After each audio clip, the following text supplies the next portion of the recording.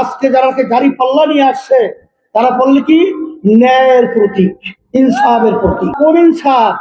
এখন তো দাড়ি পাল্লার দুইটা পাল্লা দেখি, এক পাল্লার ভিতরে দেখি গোপনে আমেরিকা, আর এক পাল্লা দেখি গোপনে ভারত।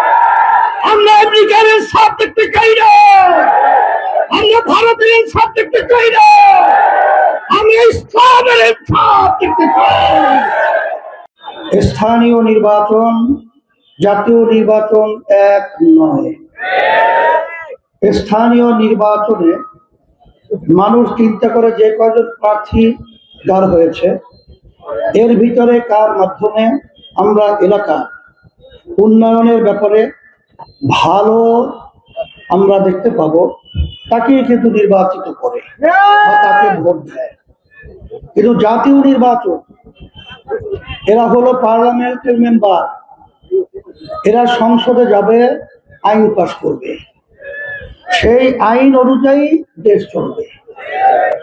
এখন বাংলাদেশে 2026 12ই ফেব্রুয়ারি যে নির্বাচন হবে সেই নির্বাচনে বাংলাদেশের মানুষের ভাগ্যের প্রতিফলন ঘটবে, যে কারা দেশে সরকার গঠন করবে আর কোন নিয়ম আইন অনুযায়ী দেশ চালাবে।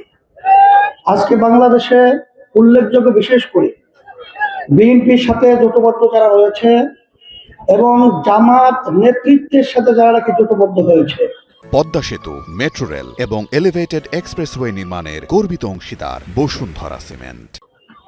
বিএনপি তারাও কিন্তু ইসলাম অনুযায়ী রাষ্ট্র চালাবে, এটা কিন্তু বিএনপি বলে নাই। জামাত কিন্তু তারাও বলে নাই যে আমরা ইসলাম অনুযায়ী দেশ চালাবো। তারা পরিষ্কার বলেছে প্রচলিত ধারা নিয়ম আইন অনুযায়ী আমরা দেশ চালাবো।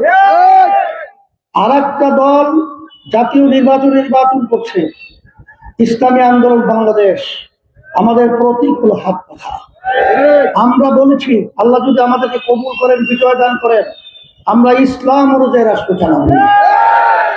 এখন কথা হলো যারা প্রতিদ্বন্দ্বিতা করছে তাদের ভিতরে অনেকে ব্যক্তি ভালো থাকতে পারে, কথা ঠিক না?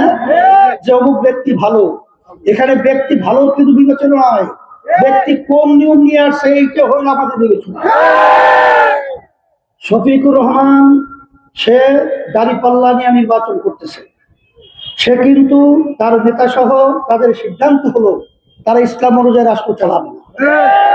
বিএনপির আমাদের শহীদুল আলম সাহেব সে বিএনপির পক্ষ থেকে নির্বাচন করছে, সেও কিন্তু বলে নাই আমরা ইসলাম অনুযায়ী রাষ্ট্র চালাবো। আর আমাদের আব্দুল মালেক